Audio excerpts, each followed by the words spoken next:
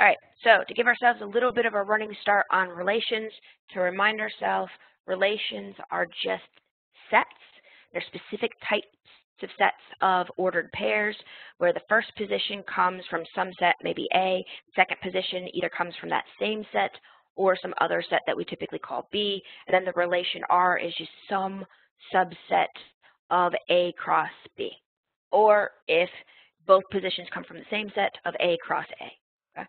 Now, for the properties that we started talking about last time, and we got to all of the properties except for one, these guys are assuming that you are your relation is a subset of A cross A. So both the first and the second position of the ordered pair is coming from that same set A. Okay, so to remind ourselves, reflexive property says, hey, you have the reflexive property if for every single element in your building set A, you have all of your ordered pairs, A comma A. So this means A comma A. I almost wrote a B. Don't put B. A is inside of your relation for every single A you have. Remember, in terms of the digraph, that would mean for all of your vertices, you have loops. And just for a point of clarification, because we had this sort of question last time, when I say loop, I mean a cycle that starts and stops on the same point. It's a length one cycle, whereas if I actually say the word cycle, that means you have more than one vertex involved. And then if we were in the matrix representation of the relation, this would be where you would have ones all the way down the diagonal of the matrix. And it has to be a square matrix, so the number of rows and columns are the same. We also talked about our reflexive property, and our reflexive property said, nope, never have that situation. So this is a situation where for every single ordered pair of A comma A, that guy is never in your relation at all. So in terms of the digraph, you would have no loops whatsoever on any of those vertices. And in terms of the matrix representation of your relation on that diagonal, you would have all zeros. Okay, so this is just a repeat of what we talked about last time. Now, last time we then went over some examples. I'm not going to go over the example this time. I'm going to go ahead and skip that example. Definitely should have moved the slide out of the presentation, but I didn't. So we then talked about three more properties, and those three properties were symmetric, asymmetric, and antisymmetric. And in terms of starting with the top, symmetric, what this means is you will always have, if you have A comma B in your relation, you'll always have its reverse as well. So this is the guy, you'll have both of those two pairs where essentially order doesn't matter, you've got both of the copies. In terms of your digraph, this means you've got your arrows in both directions. And in terms of your matrix, the technical term is you have a symmetric matrix, but in terms of the picture, especially if you haven't had linear algebra, if you have some number, either 1 or 0 in your matrix at whatever position it is, if you go to that corresponding position and the mirror image across the diagonal, it will always be the same number. Okay? Basically, you can think of it as folding the matrix along the diagonal, and all the 1s and 0s have to match after the matrix has been folded. Okay. Now, asymmetric is kind of like the opposite of symmetry. So for this one says, hey, if you've got somebody A comma B in your relation, then that means you will never, ever, ever have the reverse of B comma A. Okay? So one or the other. It's okay to have none, but you can't have both. In terms of the digraph, that would mean at most one arrow between any two different vertices, and it also automatically excludes the possibility of having loops. So if you would look at this guy in terms of the matrix representation, here if you look at your two corresponding parts, say you have a 1 here, you would have to have a 0 in the corresponding position across the diagonal, and all along that diagonal, you have to have zeros. So that's the asymmetry. And then the last one is like asymmetry relaxed. So this guy here says if you have AB in your relation, well, there's no way that you can have the reverse, so BA is not allowed to be in the relation. But here's the extra thing. We're only talking about when our A's and our B's are different. So that means loops are totally okay. So in terms of the digraph, you could have something like, hey, I've got A to B, one connection, not the double connections like symmetry, but just a single arrow. And it is totally okay to have a loop down here in the anti-symmetric or anti-symmetry situation. In terms of the matrix representation, nobody cares what happens along the diagonal because it doesn't matter if there's loops or not loops. And in terms of the ones and zeros off the diagonal, when you look at the corresponding positions mirror imaged across the diagonal, one has to be a 0 and one has to be a 1. Or both zeros. Both zeros are okay. So in all of these guys, it is okay to have no edge between a pair of vertices, but this condition is, all right, if I have an edge between two vertices, symmetry says you have to have one in both directions, so two directed edges, and the asymmetry and anti-symmetry say that you have to have the edge only in the one direction, not both. Okay? So that's where we ended last time, except we also had examples along the way as well. Any questions in terms of our properties so far?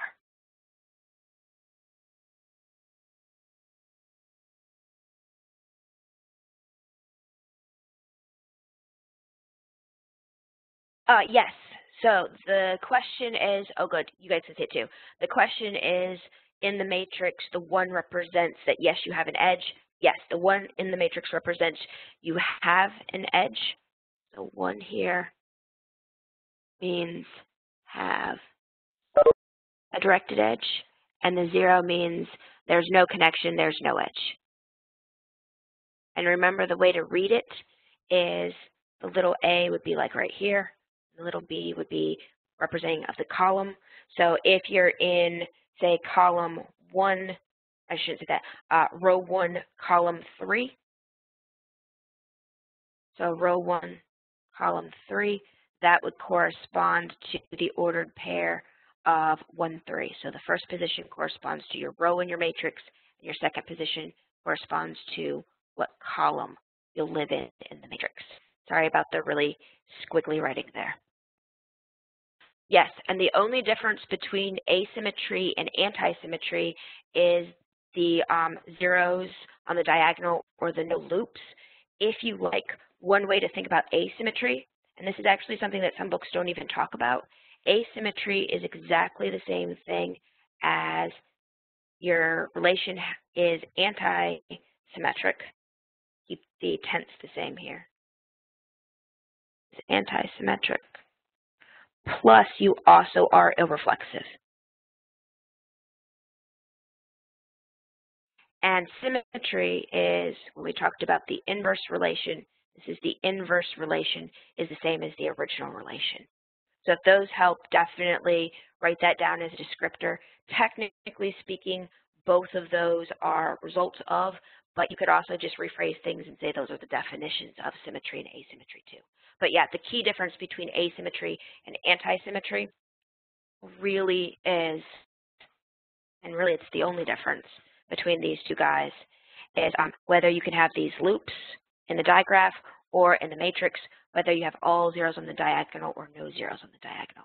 Or in the relation as a set, whether you actually have any of your ordered pairs that are like A, comma A. So yes, so what this means is automatically if you are asymmetric, you will automatically be anti-symmetric. Okay?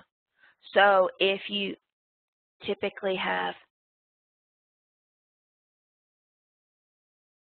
I have a question here that is good. Let me get back to it. So let me finish my thought and I'll get to that question. So sometimes what people like to do is they like to check reflexive or reflexive first, then symmetry is the standard. And then some people like to go and check anti-symmetry next. And then the only thing they'll do for asymmetry is if they are both anti-symmetric and irreflexive, they go ahead and say, yep, I automatically have this guy right here. Or otherwise, on this one, if you're automatically asymmetric, you don't have to do any work to get anti-symmetric. But if you're not asymmetric, you may still be anti-symmetric, and that would be only if there's loops involved. Okay? So to grab back on the question here that isn't shared with everybody, in terms of sets, so these guys here, the R's are representing your relation as a set, so the ordered pairs. The inverse of the set just means you reverse the order of the ordered pairs, so this would be the property here. If you're talking about your matrices, though, if you look at the matrix of our relation and you take its transpose, then that will always be the same as the original matrix. Now, since we haven't gone over what the transpose of a matrix is, I'm not going to assume that you guys will do that. But if you have had any experience with matrices and transposes, or you want to and look up the extra resources I've posted for us on Canvas, that is also a perfectly legit way of thinking about symmetry. Specifically here would be on the matrices. You will need to know the names of the properties. So you'll need to know reflexive, irreflexive, symmetric, asymmetric, anti-symmetric, and then the last one, which is going to be transitive, that we'll get new for today. In terms of how you would see a question in the future, it wouldn't ask you what's the definition of, say, symmetry, but it would ask you, hey, is this relation symmetric? So you would need to know that symmetric means I've either got to look at all the ordered pairs, or I've got to look at the digraph that's either given or I create, or I've got to look at the matrix that's either given or created. On one of the sections of homework that you guys have, it's a PDF, it's typed up. It has where, I think there's 3 questions. One of the questions gives you the relation as a set. One of them gives it to you as a digraph, and one of them gives it to you as a matrix. And then it asks you, hey, these relations, do they have the following properties? And it's literally, you got to check what's happening. And if you want to convert them to one of the other formats that you prefer better, that's totally fine too. Other questions before we get into our new definition or our new property, which is the transitive property? All right, I'm not seeing anything come in, but definitely feel free to ask if you come up with a question. So we ended on that example. So here is the new thing. So transitive. So the definition of transitive goes as follows. You start off with some relation, and the relation is assumed to be on set A. So that means you're some subset of A cross A. And transitive says if you have A related to B and B related to C, that means you have to also have A related to C. In terms of the actual relation itself, and I'll go ahead and indicate this relation as a set by saying it's a subset of A cross A to attempt to indicate we're thinking of it in terms of ordered pairs. This would mean that if you are able to find 2 ordered pairs in your set, and here's the key thing, you've got matching across the second coordinate in one of the ordered pairs and the first coordinate in the other ordered pair. So if both of those guys are in the relation and the transitive property holds, that means you would always be able to find the ordered pair A comma C in your relation. Note, when I say always be able to find, this means that this property is supposed to work anytime you have this situation. So for any set of 3 elements. And it's okay if those elements are actually repeated. So I guess I should have said any little multi-set of 3 elements. With the condition that you've got B in the second position of one ordered pair and the first position of the other ordered pair. Now you can also see this in the digraph. So if you are in the digraph associated with your matrix, your A related to B would correspond to that directed edge. Your B related to C would correspond to that directed edge. And let's see if I can't get a different color to come up here.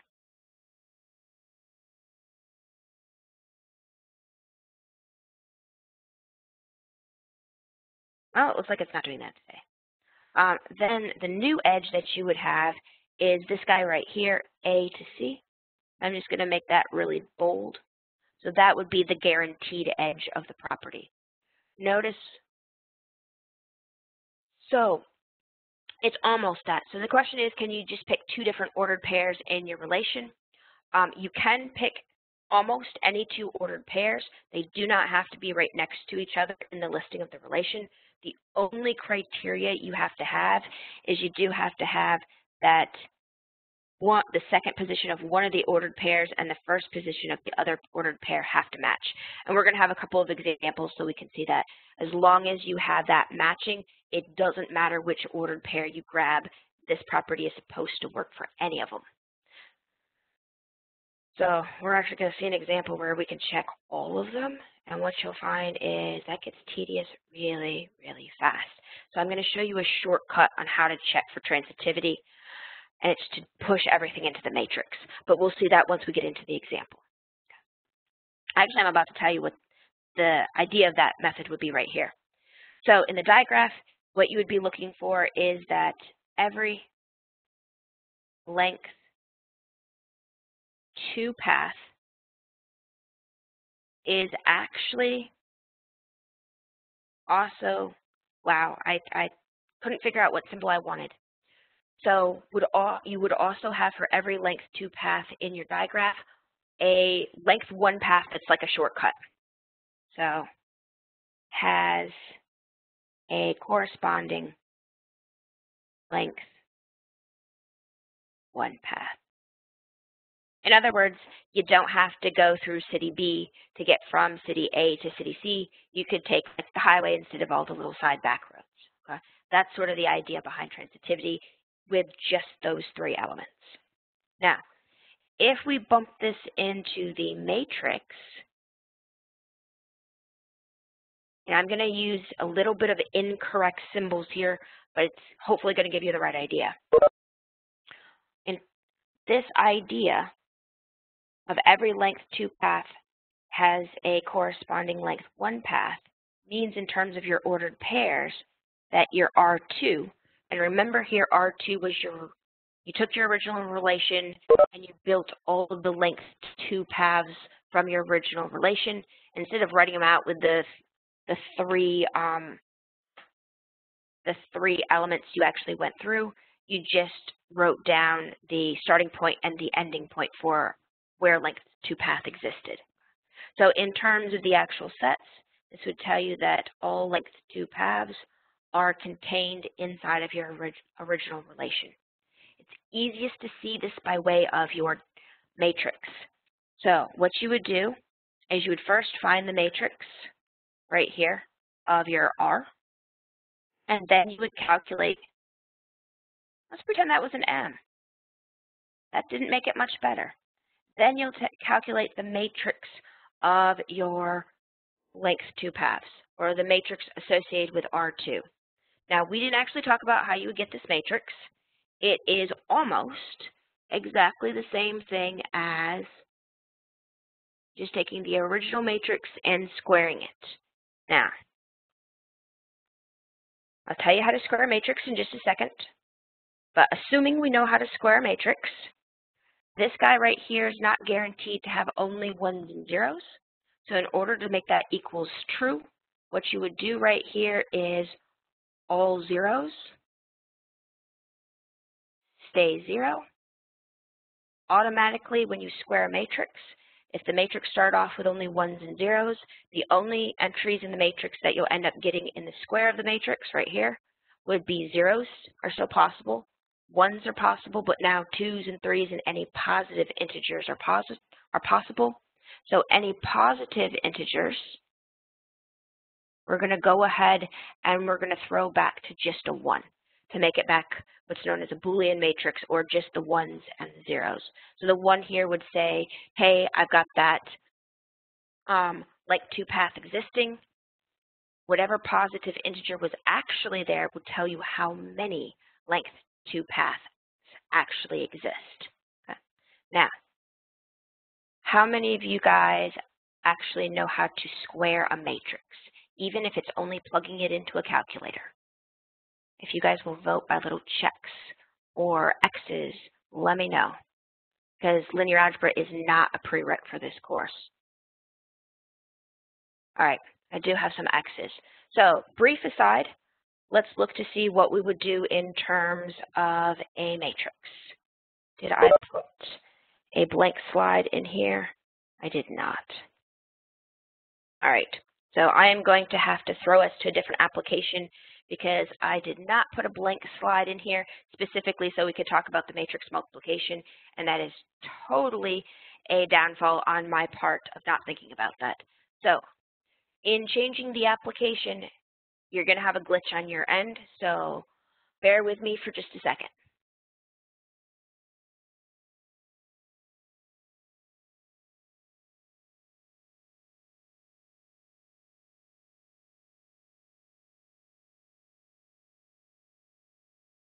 All right, pulling up an application where I can write in, and let's go ahead here and we'll share this guy. All right, so you should start to see something. Hopefully you guys should see pretty much a blank screen. I'm going to pull back up the chat so I can see if you guys asked me a question. All right. So matrix multiplication. So here's the idea behind matrix multiplication. Suppose you want to actually multiply two matrices together.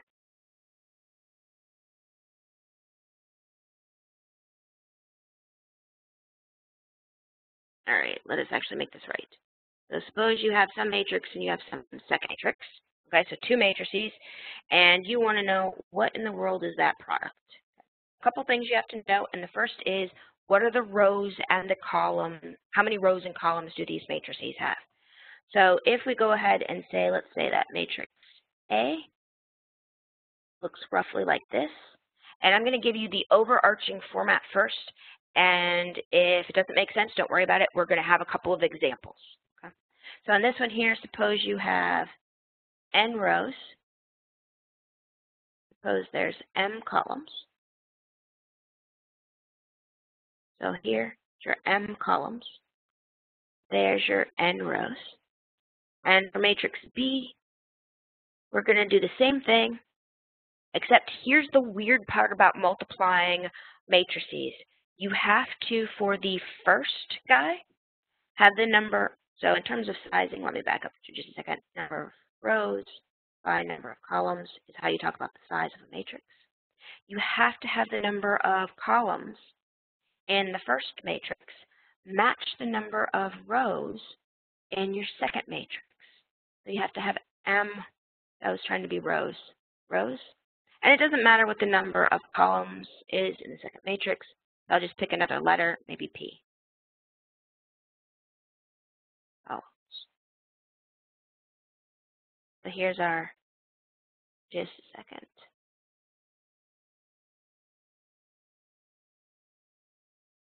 So here's M by P.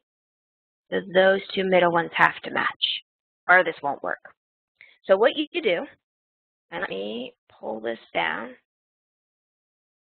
so I have a little bit more space to work.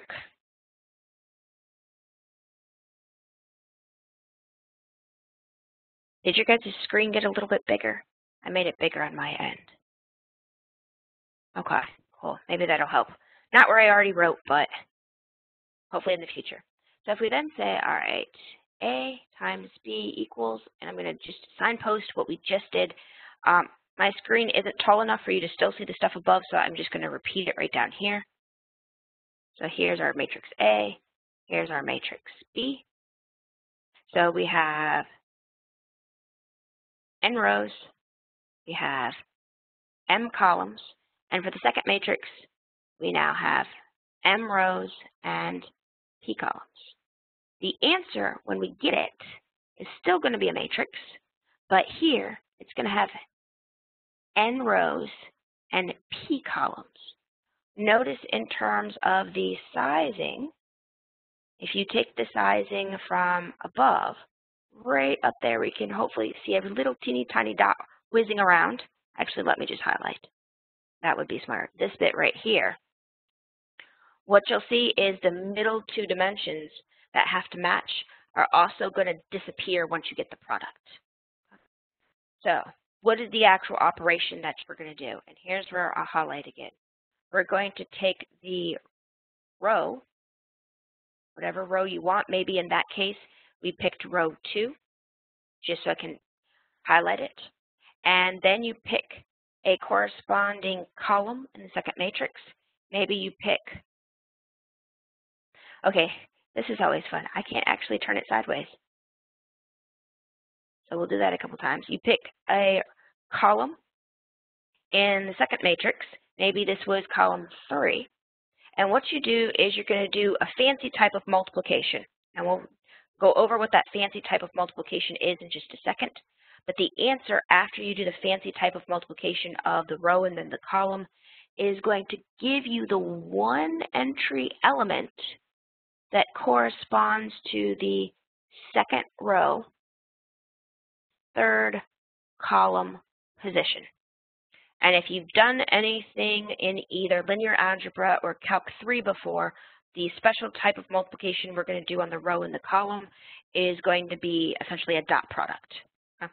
So let's do the rest of, so backing up just a second. So each of the entries in this product matrix right over here would be calculated the same way. So if the entry in the second row and third column is take the second row from the first matrix and the third column from the second matrix, well, if you want to get somebody else, say over here,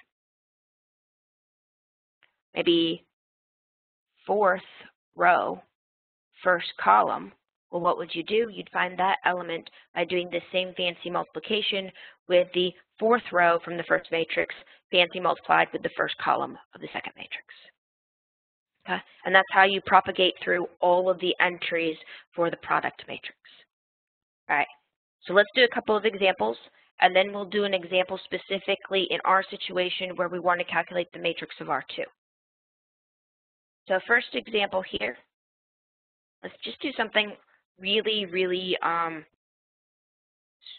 not terribly complicated, so you get the idea.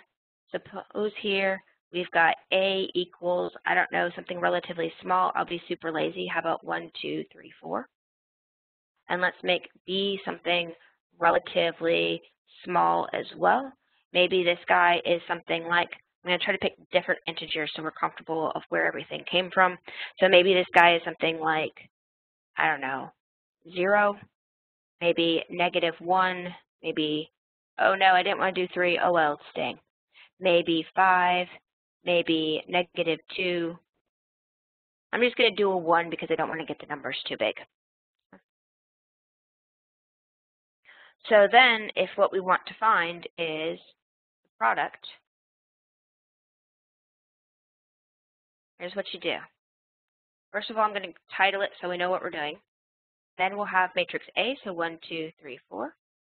And then we'll have matrix B, so 0, -1, 3, 5, -2, 1. Okay? Now, before you actually try to multiply anything, you want to check to see if the multiplication was actually going to work. Because remember, when we were back here, what did we have to have matching? We had to have matching number of rows of the first matrix had number of rows of the second matrix had to match number of columns of the first matrix. So if you look at our two matrices A and B down there in red, how many columns does matrix A have? Anybody got a guess?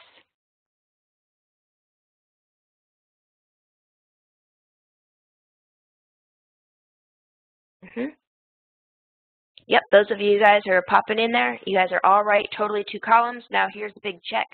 Is that the same number of rows in matrix B?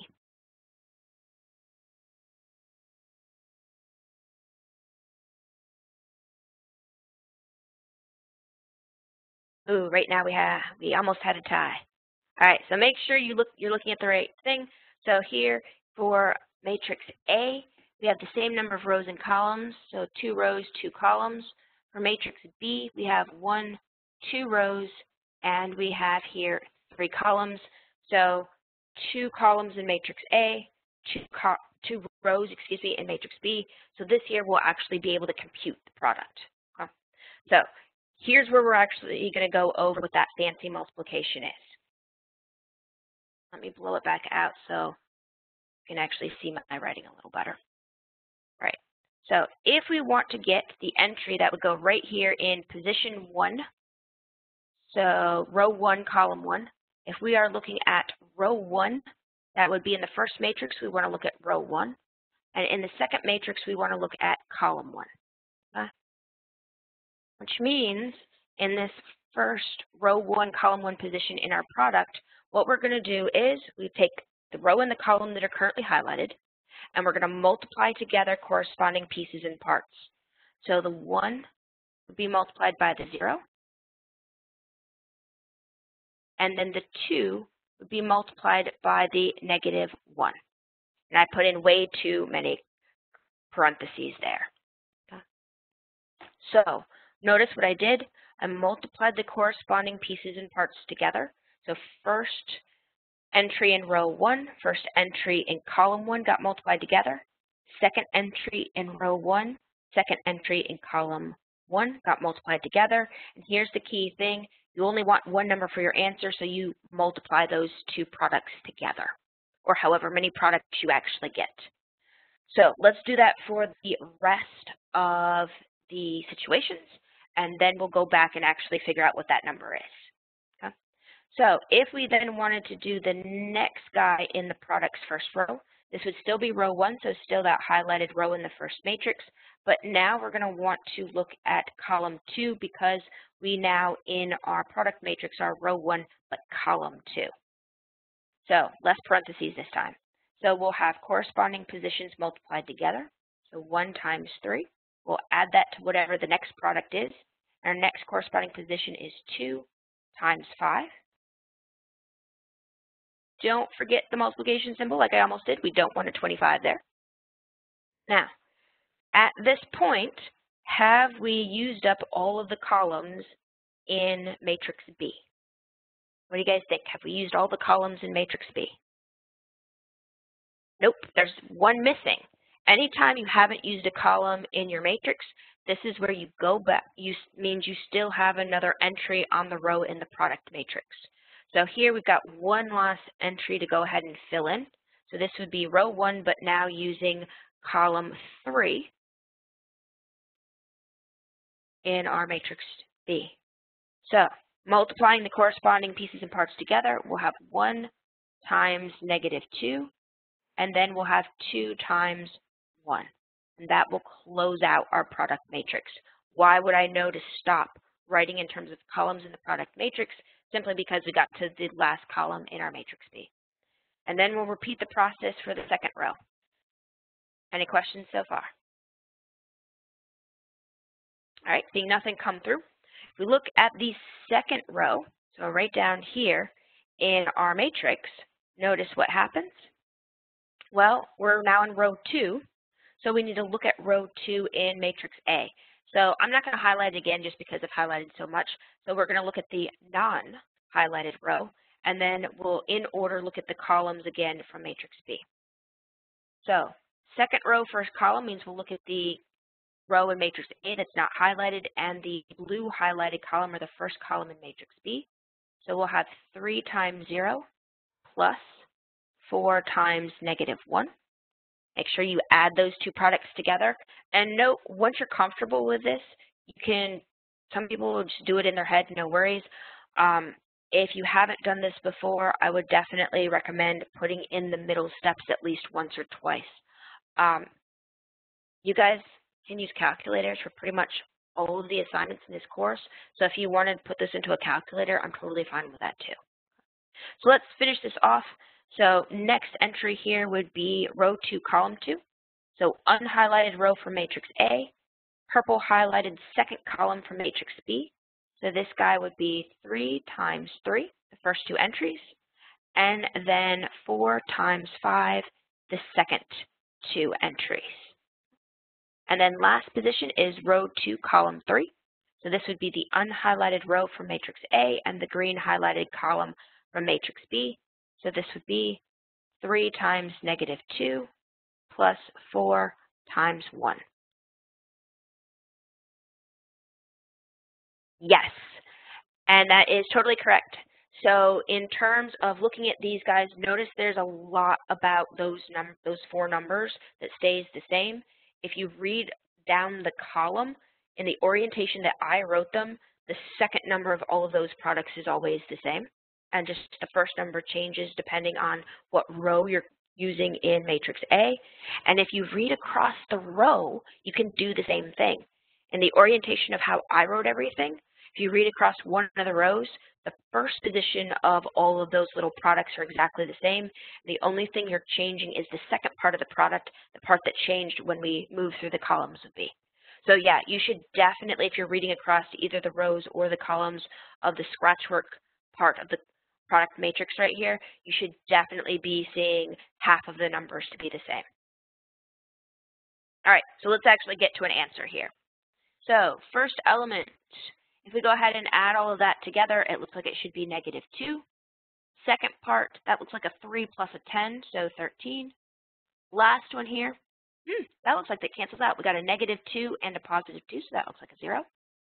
Down here on the bottom, we've got a 0 for the first part, and the second part looks like a -4. Row 2, column 2, we've got 3 times 3 is 9, 4 times 5 is 20, so 29. And then the last one right here, we've got, looks like -6 and 4, so -6 and 4 is -2. Do a quick check, make sure I didn't screw up any of the arithmetic there.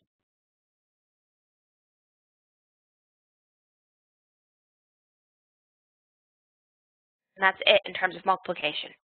There's literally nothing more to it than that. Well, I lied. There's one teeny tiny extra thing. So here's the one teeny tiny extra thing. The first question we had was figure out the product of A times B. What if you were asked to figure out the product of B times A? What do you guys think? What should you do in that case? Looks almost identical. The only thing we did was flip-flop the guys. And yes, I'm seeing multiple answers come through. You're correct. You cannot actually reverse the order of multiplication right here. Now, the question, of course, is why?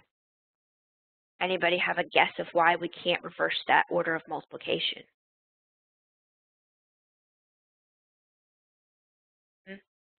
It's exactly correct. So here, if you grab your dimension or your size of matrix B, that was 2 times 3. If you grabbed your size of matrix A, that was 2 times 2. So if you looked at those inner sizes, or technically your inner dimensions, yep, some of you look like you grabbed it before I was writing it. Good job there. That 2 and that 3 that are right next to each other on the inside there do not match. And if they don't match, what that tells you in terms of the product is this product does not exist. It is extraordinarily common with random matrices. If you get a product in one way, if you reverse the order, the product just doesn't exist. Now, the exception to that is if both of your matrices are square matrices. So up here with matrix A, that's a 2 by 2 matrix. You have the same number of rows and columns. If matrix B had also been a 2 by 2 matrix, so they're both the same size in terms of their square matrices. In that case, you flip them around, it doesn't matter. You're still going to get a product, but you're typically not going to get the same answer. Okay? So that's our crash course in matrix multiplication. Do you guys want another example? Or my plan was to actually go ahead and grab how we'll actually use it in our course. Yes. This is as far as we're going to do with linear algebra for this course with matrices. Okay. All right. So seeing nobody asking for another example of this, let's see how it would be used for us. So for us, suppose we have some matrix like this guy. Okay. Now our goal is to use this matrix multiplication to help us with our transitivity property. So I'm going to be super duper lazy.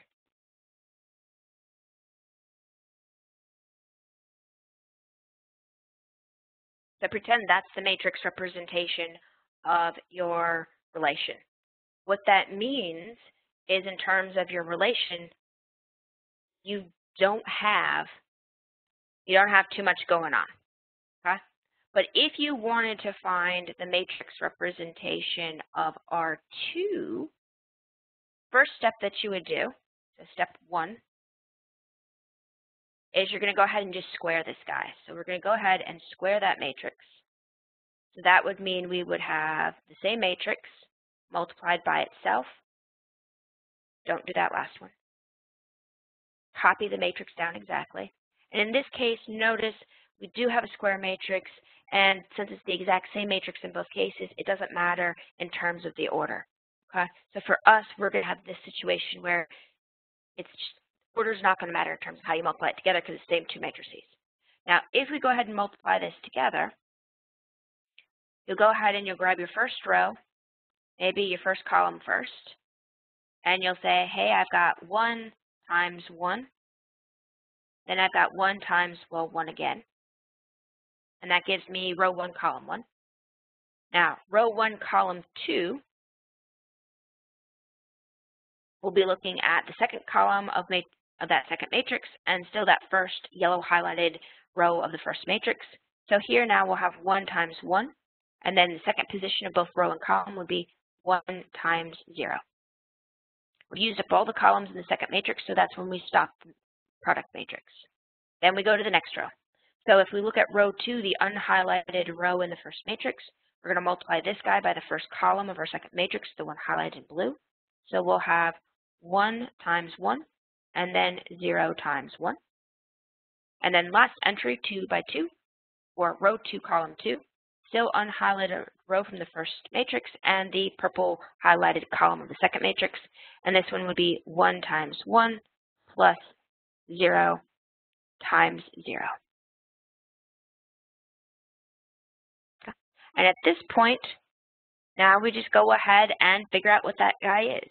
So this guy would be, what is it? It looks like that first position is going to be a 2. Second position is going to be a 1. Row 2, position 1, 1. Row 2, position 2, 1. Do a quick double check, make sure I got the math right.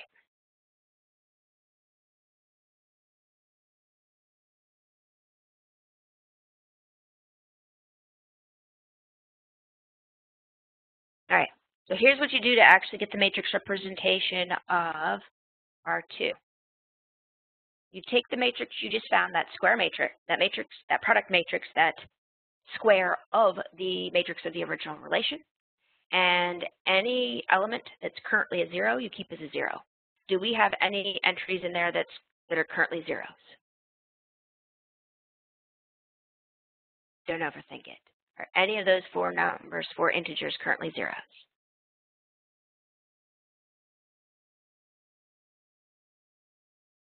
Yeah, we don't have any zeros, so we don't have to worry about zeros. Now we do have 3 1s, so I'll fill them in, no worries.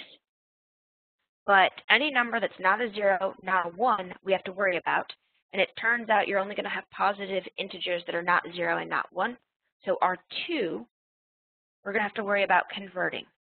And that 2 is going to end up converting to a 1, namely any entry you get in that square matrix is going to, that matrix that was squared, will turn into a 1 if it wasn't originally a 0. I feel like I worked around that sentence. Kind of makes sense, questions-ish on how to grab the matrix of R2.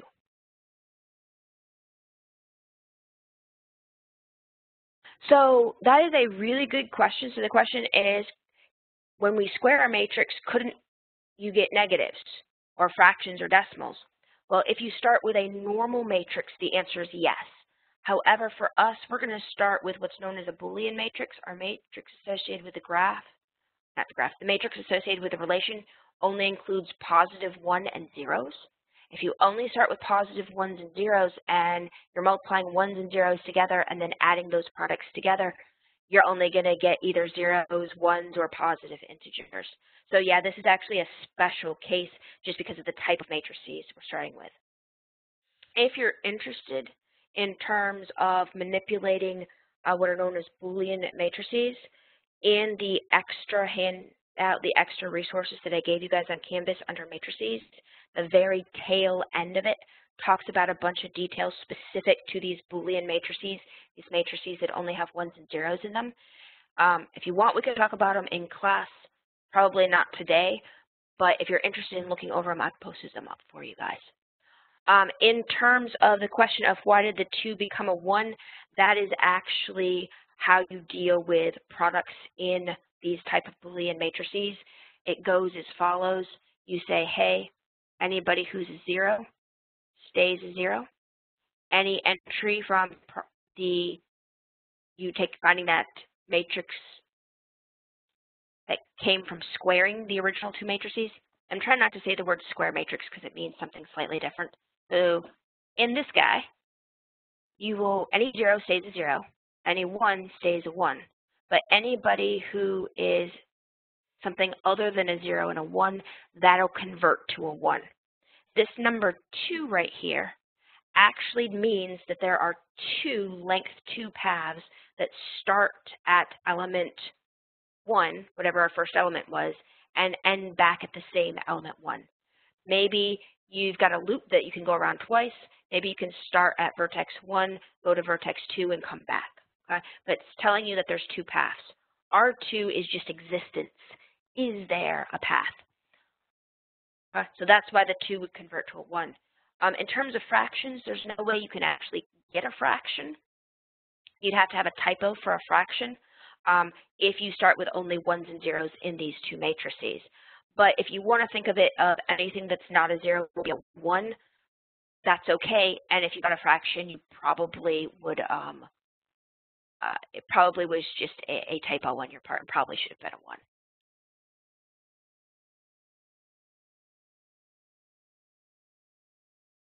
Yes, you could also write it out in code too. I'm not going to right now though. Okay.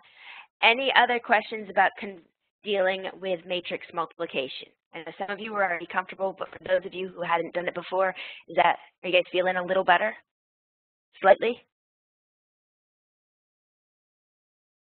Okay. So again, this is an option. You don't have to check transitivity doing it this way. You can also, if you want to, plug it into your calculator if you have a graphing calculator under the math mode, they actually have a matrix menu, and you can actually type in matrices and square it in your calculator too. But you would need to know, in terms of your calculator, how to convert that answer into the actual answer we need. Okay, so that would be the thing you'd need to know if you're going to use a calculator. Now, let us go back to what we were talking about before we did this aside in dealing with matrices. So I'm going to attempt to switch applications. I suspect you guys have 2 windows right now, so let us attempt to just have 1. Do you guys currently only see the slides?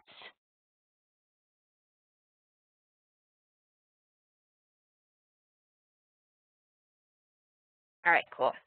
So in terms of what we would be doing here, transitivity, if the transitive property exists in your matrix, what you would get is if you compare this matrix on R2, I'm about to give you a lie in terms of symbols. This is not correct symbols for matrices.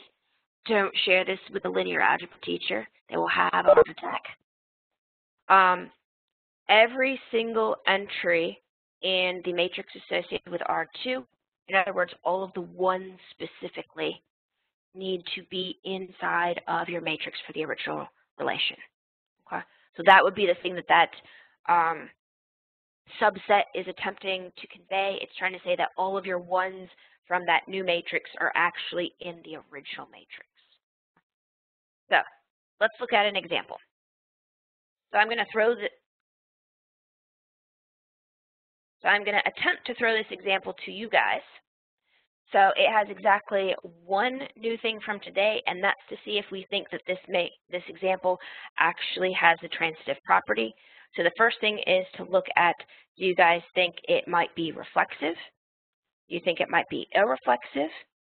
Since it actually has entries, it actually has ordered pairs, it can't be both, so you got to pick one or the other. You guys see a blank. Okay, so just a second. Can you see something now? Awesome. Okay, so what we want to do is we want to see if this thing is reflexive, irreflexive, and we'll go through all 6 properties. Okay. So it looks like I just got prepped up to 3 on this particular side and then for the next one. All right, so what do you guys think? For this particular relation, do you think it might be transitive? Anybody have a guess? Not transitive. I'm not sure why I said transitive. Reflexive. Reflexive. Any guesses on reflexive? Okay, so I've got at least one guess on not reflexive. Okay, so if you wanted to check reflexive, we'd want to check to see if all of our ordered pairs 1, 1, 2, 2, 3, 3, and 4, 4 are in this particular relation. And as we see right here, we've got 1, 1, but we don't have 2, 2.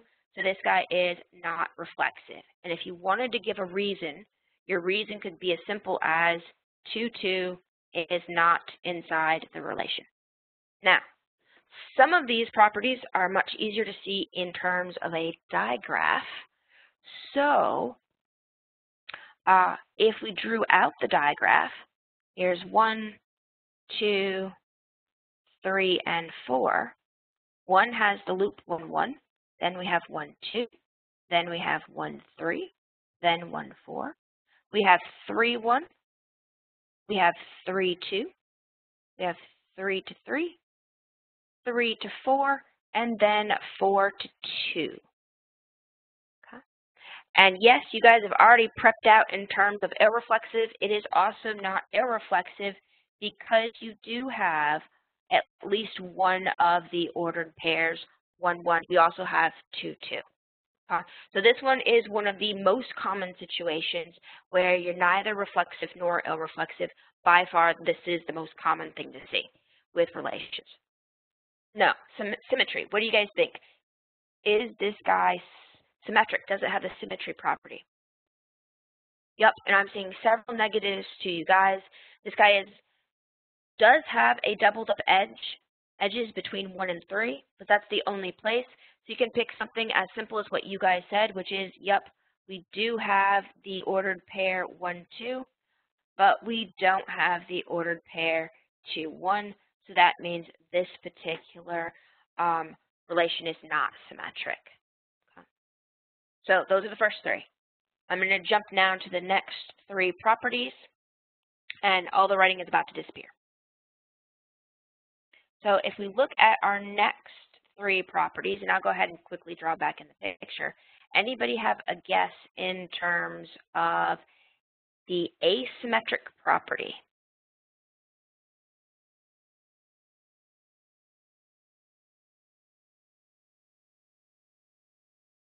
Yep. So asymmetry needed to have no loops. You have to be, so here this guy must already be irreflexive. And since we know we weren't irreflexive, that means, well, it can't be asymmetric. You guys gave which one? You guys gave 1, 1. Now, what do you guys think about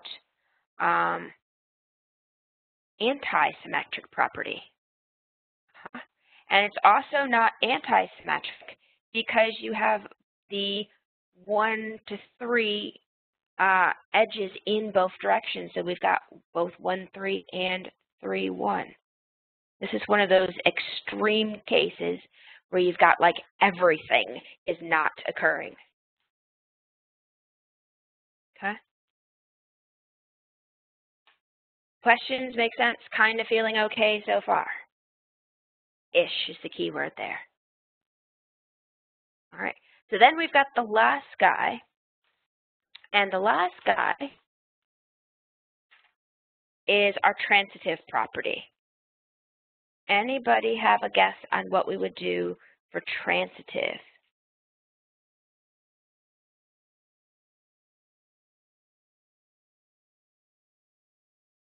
So it turns out you can do a couple of different things. So that's actually not the case. So you got to be careful with the transitive property. So the question went roughly speaking like, I don't remember if I have it on the next slide. Just a second. I do not. All right. So in terms of transitivity, you have to have the original two pairs. So you are looking only if, so A related to B and B related to C. So once you have those two pairs, only then do you look for the actual conclusion of A related to C. If you've got the first pair, but you don't have any second pair here, don't worry, that doesn't matter to transitivity. Okay? So if you wanted to actually go through all of these pairs, you could do things like, hey, maybe I have 1 to 2, but then 2 doesn't go anywhere. Well, that'll be somebody that you throw out. Maybe I've got something like 1 to, I don't know, how about 3? Where's someplace that 3 goes?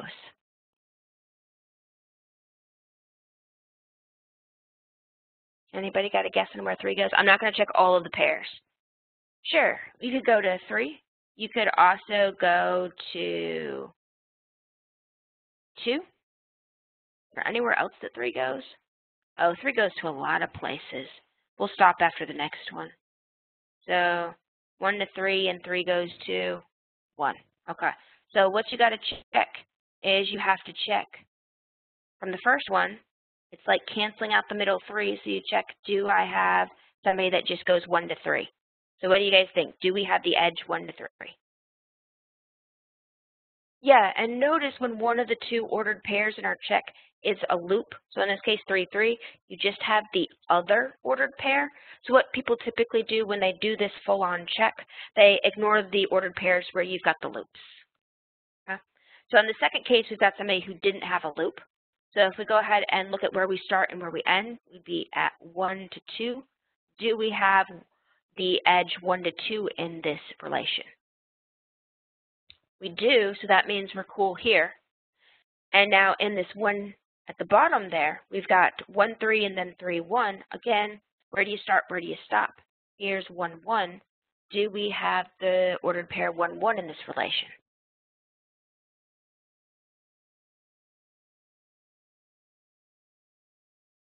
Again, we totally do, yep. So that means this one works too. Now, based on time, I'm not going to go through all of the ordered pairs here, but you totally could.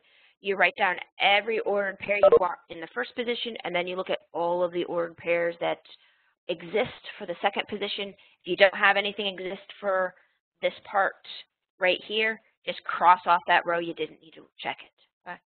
It's long, and it's tedious, even for a relation that's that small. So this is the situation where I would actually recommend to put together your matrix. So in this particular case, what I would recommend is going ahead, computing your matrix, and then squaring it and checking to see if all the entries are there. But we definitely don't have time to do that today. So next time, we'll actually look at another example here and put all of that together. Okay? So that's it for today, unless you guys have any questions.